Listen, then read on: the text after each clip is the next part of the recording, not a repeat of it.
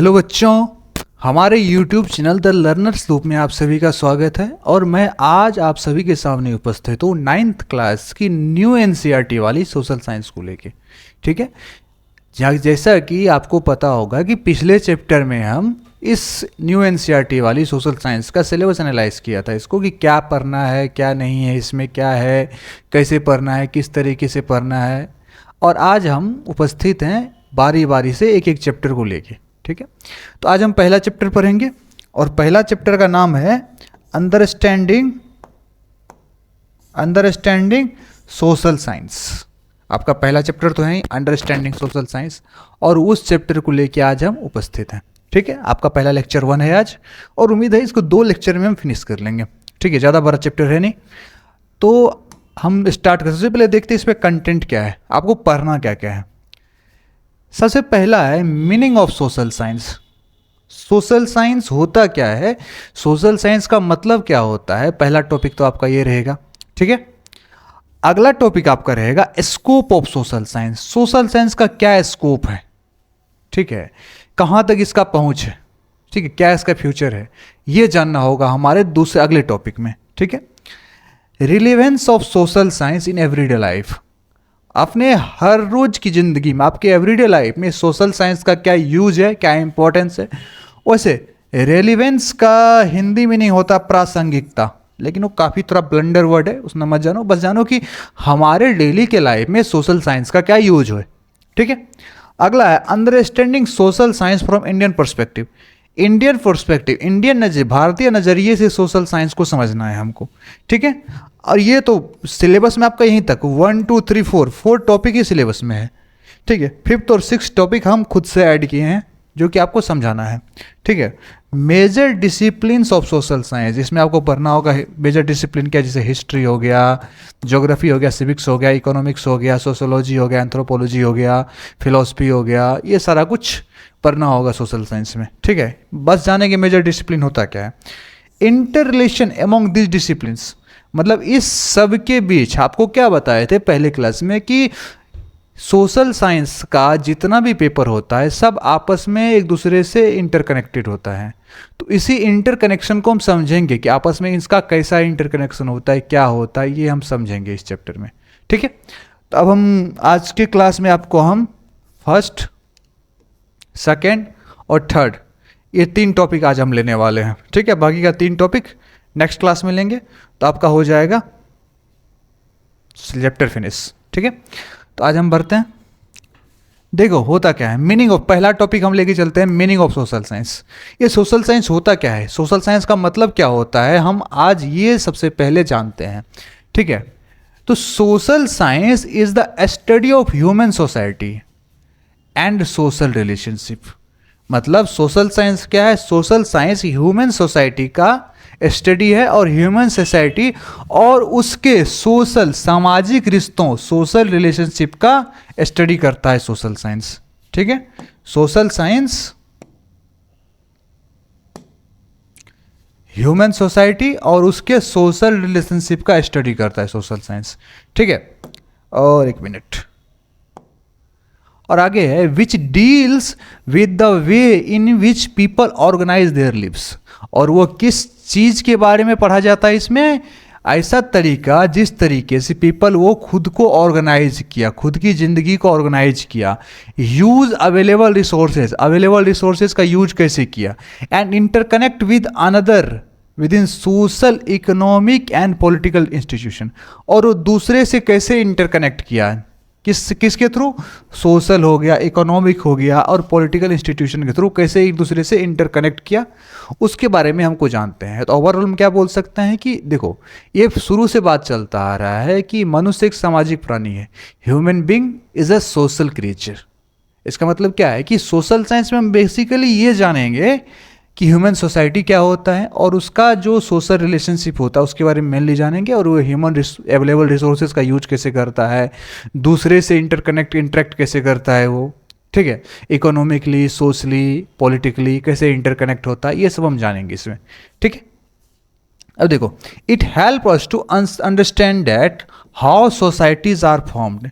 ये हमें किस चीज़ को समझने में मदद करता है? ये हमें समझने में मदद करता है कि सोसाइटी बना कैसे, सोसाइटीज बना कैसे, ठीक है। हाउ दे फंक्शन, वो काम कैसे करता है सोसाइटी हमारा, ठीक है। And how they change over time, और सोसाइटी समय के साथ साथ कैसे चेंज होता चला गया, ठीक है।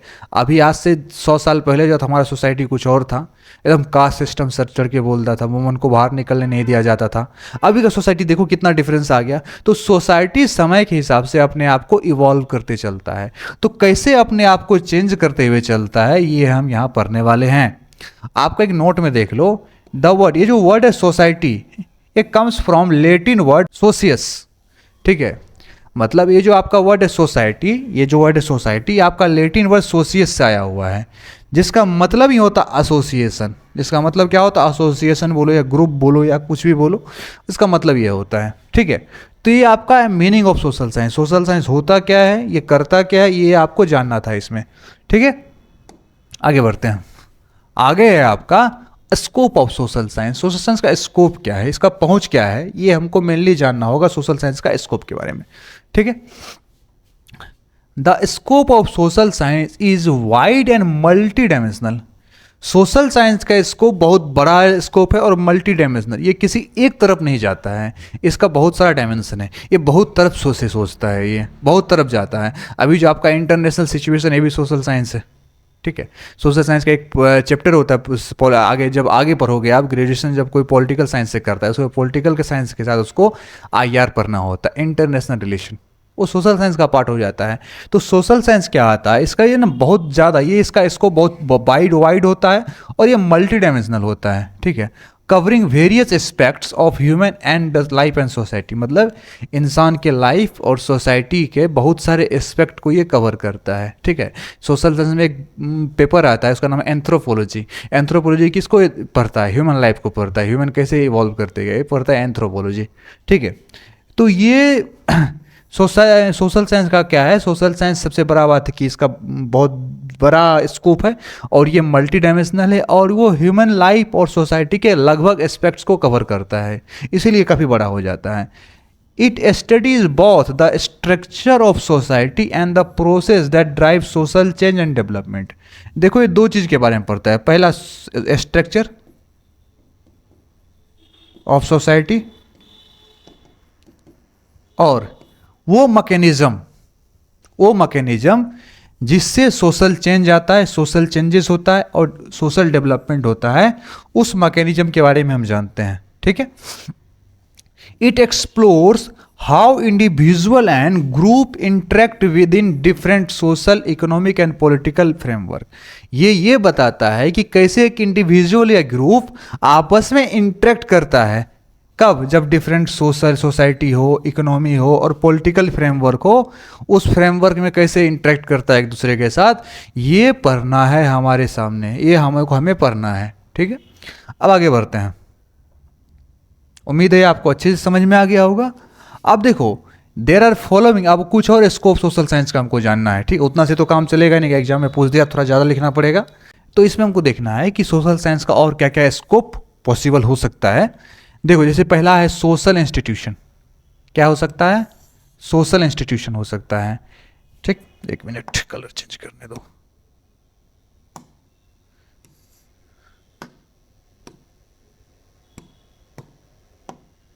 सोशल इंस्टीट्यूशन, ठीक है। It include the study of institution like family, religion, education, community which play an important role in shaping social behavior and values। मतलब इसमें हमको क्या क्या शामिल होता है? सोशल इंस्टीट्यूशन में क्या शामिल होता है? ऐसा इंस्टीट्यूशन जैसे कि तुम्हारा फैमिली है, परिवार होता है, धर्म होता है, एजुकेशन होता है और कम्युनिटी। ये चार फैक्टर जो होता है, चार फैक्टर कौन सा? फैमिली, रिलीजन, एजुकेशन और कम्युनिटी। ये चार फैक्टर जो है ये डिसाइड करेगा कि आपका सोशल बिहेवियर और वैल्यू कैसा होगा, ठीक है। जैसे कि आप किससे सोशली किस टाइप का बिहेव करते हो, आप कितना सोशल हो। दो टर्म होता है, एक होता है सोशल और एक होता है ए सोशल। ठीक है, सोशल का मतलब जो आदमी समाज में ज़्यादा इन्वॉल्व रहता है उसको सोशल बोलते हैं।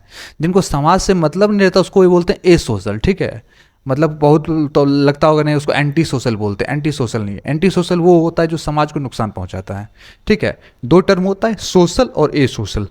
ठीक है, तो ए सोशल का मतलब होता है जिसको समाज से ज़्यादा मतलब नहीं रहता है। ठीक है, हर पैदा हुआ बच्चा, जो बच्चा छोटा रहता 2-3-4 साल का, वो ए सोशल होता है। ठीक है, और उसको धीरे धीरे उसका फैमिली हो गया, ठीक है, उनका रिलीजन हो गया, उनका एजुकेशन हो गया, उनका कम्युनिटी हो गया, वो उनको धीरे धीरे सोशल वैल्यूज सिखाती है। ठीक है, और सोशल वैल्यूज सीखते सीखते वो धीरे धीरे ए सोशल से बन जाता है सोशल। और उस प्रोसेस को बोलते हैं, ऐसा प्रोसेस जिसमें एक बच्चा ए सोशल से सोशल बन जाए, उसको हम बोलते हैं सोशलाइजेशन। क्या बोलते हैं? सोशलाइजेशन। ठीक है, तो मेनली सोशल इंस्टीट्यूशन हमको क्या सिखाता है? हमको सोसाइटी में रहना कैसे, हमारा सोशल बिहेवियर और वैल्यूज़। वैल्यूज़ मतलब जो होता है मूल्य। ठीक है, सामाजिक मूल्य जो होते हैं उनको ये सिखाते हैं। और इसमें हाथ किसका इन्वॉल्व कौन कौन होता है? फैमिली होता है इन्वॉल्व, रिलीजन होता है, एजुकेशन होता है और कम्युनिटी होता है। ठीक है, अगला है इकोनॉमिक एक्टिविटी। ठीक है, it examines essential activities like agriculture, industry, trade and service which are critical for meeting human needs and promoting development. मतलब कि ये इस टर्म को देखता है, एग्जामिन करता है, जैसे एग्रीकल्चर हो गया, इंडस्ट्री हो गया, ट्रेड हो गया, सर्विस हो गया, जो कि हमारे ह्यूमन के लिए, ह्यूमन नीड्स के लिए काफ़ी, हमें ह्यूमन के लिए काफ़ी ज़रूरी है। ह्यूमन हमारा नीड्स है ये। ठीक है, डेवलपमेंट के लिए ये काफ़ी क्या बोल सकते हैं, काफ़ी ज़रूरी मेजर थिंग्स है डेवलपमेंट के लिए। ठीक है, तो ये हमारा इकोनॉमिक एक्टिविटी हो गया। अब है आपका पॉलिटिकल सिस्टम एंड गवर्नेंस। इसका सोशल साइंस का अगला स्कोप क्या होता है? पॉलिटिकल साइंस और गवर्नेंस। इस स्टडीज लॉ के बारे में इसमें हम जानते हैं। How power is organised, power को कैसे ऑर्गेनाइज्ड किया जाता है। How decision are made, decision कैसे लिया जाता है। And how government function across different level, कैसे अलग अलग लेवल पे गवर्नमेंट फंक्शन करता है। जैसे किसमें? सेंट्रल लेवल पे होता है, या यूनियन लेवल होता है, स्टेट लेवल होता है, लोकल लेवल पे गवर्नमेंट होता है। ये कैसे कैसे फंक्शन करता है ये हमको जानना होता है। ठीक है, लॉ कैसे बनता है, पावर कैसे ऑर्गेनाइज होता है, ठीक है, डिसीजन कैसे लिया जाता है, ये सब हम जानेंगे। आप जब 9th क्लास की पुराने सिलेबस को उठा के देखेंगे तो आपका एक होगा क्या बोलते हैं, ऐसा कुछ है, इंस्टीट्यूशन करके है सिविक्स में। ठीक है, वो इंस्टीट्यूशन में यही बताता है कि लॉ कैसे बनता है। ठीक है, आगे बढ़ते हैं। अगला ह्यूमन इन्वायरमेंट इंट्रैक्शन। ह्यूमन का इन्वायरमेंट के साथ जो इंट्रैक्शन होता है, it analyses the connection between human and nature environment, exploring how physical feature, climate and natural resources influence human activity and settlement. मतलब कि इसमें बेस ये जानना है कि ह्यूमन का इन्वायरमेंट से क्या रिलेशन होता है, कैसे इन्वायरमेंट हमारा हर चीज़ में मदद करता है। ठीक है, कैसे इन्वायरमेंट को नुकसान हो रहा है, कैसे क्लाइमेट चेंज हो रहा है। ठीक है, और जब तक हम इन्वायरमेंट, हमारा और इन्वायरमेंट का रिलेशन नहीं समझेंगे तब तक हम इन्वायरमेंट को बचाने का तो कोशिश नहीं करेंगे, क्योंकि हमको ऐसा समझ ही नहीं आएगा कि इसका चले जाना हमारे से, इसके चले जाने, इसके खत्म हो जाने से हमारा क्या नुकसान होगा। और जब तक ये समझ में आएगा तभी तो उसको हम बचाने का कोशिश करेंगे ना। ठीक है, तो ये होता है स्कोप। और देखते हैं और स्कोप है क्या? हाँ, एक स्कोप और है, एड्रेसिंग सोशल इशूज। कुछ सोशल इशू जैसे क्या बोल सकते हैं, इनइक्वलिटी हो गया, पॉवर्टी हो गया, ठीक है, अनएम्प्लॉयमेंट हो गया, इन्वायरमेंटल डिग्रेडेशन हो गया, सस्टेनेबल डेवलपमेंट हो गया। ये सारे सोशल इशू को एड्रेस किया जाता है, ये सारे सोशल इशू को समझा जाता है कैसे, क्यों ये सारा हो क्यों रहा है, आखिर ये कितना अमाउंट में है, किस जगह पे, इसको ख़त्म करने के लिए क्या करना पड़ेगा, इसको कम करने के लिए क्या करना पड़ेगा, ये हमको समझना होगा। ठीक है, आगे बढ़ते हैं। ये आपका टॉपिक हो गया फिनिश, और आज हम बढ़ते हैं तीसरा टॉपिक की तरफ, relevance of social science in everyday life. हमारे रोजाना की ज़िंदगी में सोशल साइंस का क्या रेलिवेंस है, सोशल साइंस का क्या प्रासंगिकता है या इंपॉर्टेंस है, हमको अभी ये अगला टॉपिक हमारा ये है और हमको ये जानना है। There are following relevance of social science. Following relevance देखो, पहला क्या है, अंडरस्टैंडिंग सोसाइटी। सोशल साइंस के मदद से ही हम सोसाइटी को समझते हैं। अभी हम सोशल साइंस नहीं पढ़े हैं और हम बोल रहे हैं सोसाइटी का समझ अच्छा खासा, ऐसा नहीं है। आपको अपनी सोसाइटी का ठीक से समझ नहीं होगा, ठीक है। तो सोसाइटी देखो, help us to understand social relationship, सामाजिक रिलेशनशिप, सोशल रिलेशन क्या होता है वो समझने में मदद करेगा। कस्टम समझने में मदद करेगा। ट्रेडिशन, हमारा जो ट्रेडिशन है, हमारा जो संस्कृति है, हमारा जो संस्कार है, वो समझने में मदद करेगा, ठीक है। हमारा कल्चरल प्रैक्टिस जो होता है, अलग अलग सोसाइटी का कल्चरल प्रैक्टिस अलग अलग होता है, ठीक है। कहीं किसी सोसाइटी में क्या, हमारे यहाँ सोसाइटी में क्या होता है, हमारे सोसाइटी में एक गोत्र में शादी नहीं हो सकता है, लेकिन आप दूसरे सोसाइटी में, आप साउथ इंडिया जाएंगे तो वहाँ गोत्र डिपेंड नहीं करता है उतना। हमारे सोसाइटी में 4 वर्ण का सिस्टम है, साउथ इंडिया की सोसाइटी में मात्र 2 वर्ण चलता है, ब्राह्मण और नन ब्राह्मण, ठीक है। तो ये सारा का सारा चीज़ हमको सीखने के लिए मिलता है, और हर सोसाइटी दूसरे सोसाइटी से डिफरेंट होता है, और आप जब तक हर सोसाइटी को नहीं समझेंगे तब तक काम नहीं होता है अच्छे से, ठीक है। अब अगला है explain how societies are organise, society organise कैसे होता है, इसको एक्सप्लेन करता है। And how social changes occur over time, और टाइम के साथ साथ सोशल चेंज कैसे होता है वो हमको जानना होता है, और समय के साथ जो सोशल चेंज होता है उसी को हम बोलते हैं सोशल डायनामिक्स। डायनामिक का मतलब ही होता है चेंज होते रहना, ठीक है। तो टाइम के साथ जो सोशल चेंज होता है उसको हम बोलते हैं सोशल डायनामिक्स, ठीक है। Teaches student to respect diversity, हमारे यहाँ क्या है, हमारे यहाँ एक नारा चलता है यूनिटी इन डाइवर्सिटी, ठीक है। क्योंकि हमारे यहाँ क्या है, हमारा जो देश है वो धर्म हो गया, हमारे यहाँ अलग अलग धर्म के लोग रहते हैं, लगभग सभी धर्मों के लोग रहते हैं हमारे यहाँ, लगभग सब, बहुत सारे लैंग्वेज बोलने वाले लोग रहते हैं। बस सिर्फ कॉन्स्टिट्यूशन में 22 लैंग्वेज शामिल है, ये तो बहुत कम है, बहुत ज़्यादा लैंग्वेज बोलने वाले हमारे यहाँ रहते हैं। अलग अलग क्या बोलते हैं, अलग अलग कल्चर को फॉलो करने वाले लोग रहते हैं, अलग अलग ट्रेडिशन को मानने वाले लोग रहते हैं, ठीक है। अलग अलग रेस के लोग रहते हैं। तो यहाँ तो बहुत सारा डाइवर्सिटी है ना। तो सबसे पहले हमको स्टूडेंट को यहाँ क्या सिखाया जाता है कि अपने डाइवर्सिटी को रिस्पेक्ट करो, ठीक है, अपने डाइवर्सिटी को रिस्पेक्ट करो, ठीक है। दूसरा, एंड एप्रिसिएट डिफरेंट कल्चर, दूसरे कल्चर को एप्रिसिएट करना सीखो, ठीक है।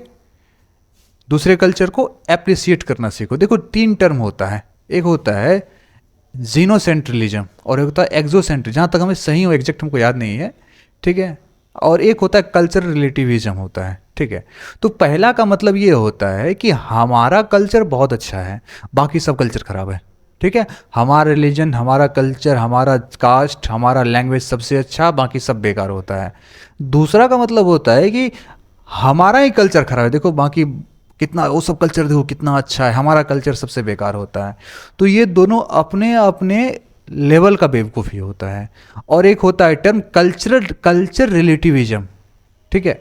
उसका मतलब होता है कि हर कल्चर अपने अपने एस्पेक्ट में, अपने अपने ज्योग्राफी में, अपने अपने टाइम कंट्री सिचुएशन में सही होता है, ठीक है। हमें हर कल्चर की रेस्पेक्ट करनी चाहिए, ठीक है। हर एक कल्चर का हमें रिस्पेक्ट करनी चाहिए, हर एक कल्चर को अप्रिशिएट करना चाहिए, ठीक है।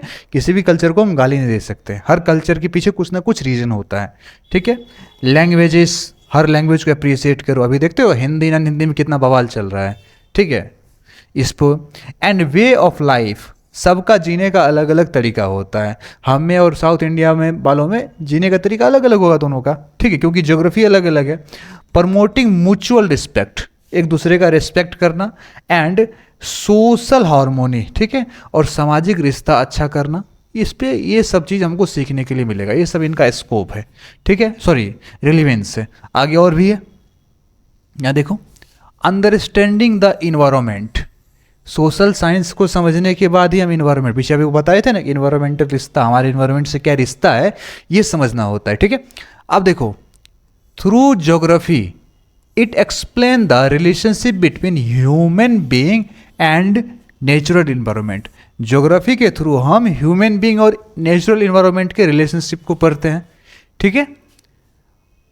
Helps a student understand the importance of natural resources, student को ये समझने में मदद करता है कि नेचुरल रिसोर्सेज हमारे लिए कितना इंपॉर्टेंट है, जैसे लैंड हो गया, वाटर, फॉरेस्ट, ये सब कितना इंपॉर्टेंट है, मिनरल कितना इंपॉर्टेंट है, ये सब समझने में हमको मदद करेगा। Creates awareness about environmental issue, environmental issue के प्रति अवेयरनेस, जागरूकता, फैलाता है ये। जैसे क्लाइमेट चेंज अभी बहुत बड़ा मुद्दा है हमारे सामने, क्लाइमेट चेंज, डिफॉरेस्टेशन हो गया, पॉल्यूशन हो गया, सब कितना बड़ा बड़ा मुद्दा है। देखो एयर क्वालिटी इंडेक्स, दिल्ली सबका एयर क्वालिटी इंडेक्स देखो ना कितना मस्त है एकदम। मतलब क्या ही कहीं, आगे बढ़ो, ठीक है। And highlight the critical needs for conservation and sustainable resources, ठीक है। हमको ये सिखाता है कि क्या बोल सकते हैं, कंजर्वेशन और सस्टेनेबल रिसोर्सेज का कंजर्वेशन और रिसोर्सेज के लिए का सस्टेनेबल यूज कितना ज़्यादा ज़रूरी है। सस्टेनेबल का मतलब ही होता है, देखो सस्टेनेबल का मतलब क्या होता है कि दो जनरेशन के बीच, हमारा और हमारे से आने वाले जनरेशन के बीच रिसोर्सेज के मामले में इक्वलिटी, मतलब जितना रिसोर्सेज हमारे पास है उतना है उसको हम प्रोवाइड करें रिसोर्सेज, इसको बोलते हैं सस्टेनेबल, ठीक है। अगला होता है अंडरस्टैंडिंग द इकोनॉमी, इकोनॉमी को समझने में भी मदद करता है थ्रू इकोनॉमिक्स। क्या इकोनॉमिक्स के थ्रू हम समझते हैं, it states that how goods and service are produced. Economics के थ्रू हमको ये पता चलता है कि गुड्स और सर्विस का प्रोडक्शन कैसे होता है, डिस्ट्रीब्यूटेड एंड कंज्यूम, डिस्ट्रीब्यूट कैसे होता है, उसको कंज्यूम कैसे किया जाता है, किसके लिए, ह्यूमन नीड्स को सेटिस्फाई करने के लिए, इंसान के नीड्स को सेटिस्फाई करने के लिए कैसे उसको डिस्ट्रीब्यूशन, प्रोडक्शन या कंजम्पशन होता है, ठीक है। Explain core economic issue, core economic issue तुमको पढ़ाया जाता है जिसके एम्प्लॉयमेंट हो गया, इनकम हो गया, पॉवर्टी हो गया, डेवलपमेंट हो गया, ये सब चीज़ बहुत बड़ा मुद्दा भी है वैसे। इन सब चीज़ों को समझने में मदद किया जाता है, ठीक है। Enable students to comprehend the role that resources, technology and government policies play in economic growth and development. मतलब कि इकोनॉमिक ग्रोथ और डेवलपमेंट में गवर्नमेंट का, रिसोर्सेज का, टेक्नोलॉजी का क्या रोल होता है, ये सब चीज़ समझने में मदद करता है। अब देखो इससे भी देख के लग रहा है कि सारा सब्जेक्ट आपस में इंटरकनेक्टेड रहता है, ठीक है। आगे बढ़ते हैं हम, देखो अंडरस्टैंडिंग गवर्नेंस, गवर्नेंस को समझने में मदद करता है हमारा ये। जैसे थ्रू पॉलिटिकल साइंस के through it helps us to understand democracy. Political science के थ्रू हम क्या समझते हैं, डेमोक्रेसी समझते हैं, कॉन्स्टिट्यूशन समझते हैं, and how government institution function, government institution काम कैसे करता है ये हम सीखते हैं, ठीक है। Explain the distinct role of legislature, 3 होता है ना पावर, सेपरेशन ऑफ पावर में, लेजिस्लेचर, एग्जीक्यूटिव, जुडिशरी, इसका रोल क्या होता है जुडिशरी का, ठीक है। Make students aware of the rights, हमको अपना राइट्स सिखाता है क्या होता है, हमको अपना ड्यूटी, फंडामेंटल ड्यूटीज होता है ना, आर्टिकल 51A में, ये फंडामेंटल ड्यूटी है, 51A या 51(1) बोला जाता है इसको, ए है शायद, ठीक है। फंडामेंटल ड्यूटीज हो क्या है, ठीक है। फंडामेंटल राइट क्या है, जैसे आर्टिकल 12 से 35 फंडामेंटल राइट है हमारा। ये सब सिखाता है क्या है हमारे पास, क्या हमको मिला हुआ, क्या हमको करना चाहिए, हमारा रिस्पॉन्सिबिलिटीज़ क्या है एक सिटीजन होने के नाते।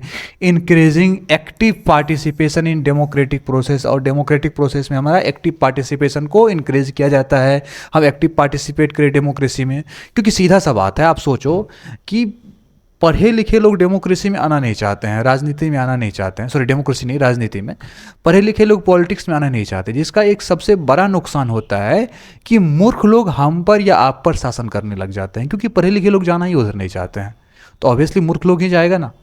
ये हम नहीं, ये डॉक्टर B.R. अम्बेडकर का स्टेटमेंट है कि पढ़े लिखे लोगों का पॉलिटिक्स में नहीं जाने का एक सबसे बड़ा नुकसान ये होता है कि मूर्ख लोग हम पे राज करने लगते हैं, क्रिमिनल हम पे राज करने लगते हैं, चोर बदमाश राज करने लगते हैं हम पे, ठीक है। ये कंडीशन होता है। तो आज की क्लास यहीं तक, 3 टॉपिक हम लिए आपका, ठीक है। थैंक यू, और बाकी का 3 टॉपिक हम नेक्स्ट क्लास में लेंगे। तब तक के लिए मिलते हैं आपसे, और आप सभी का धन्यवाद।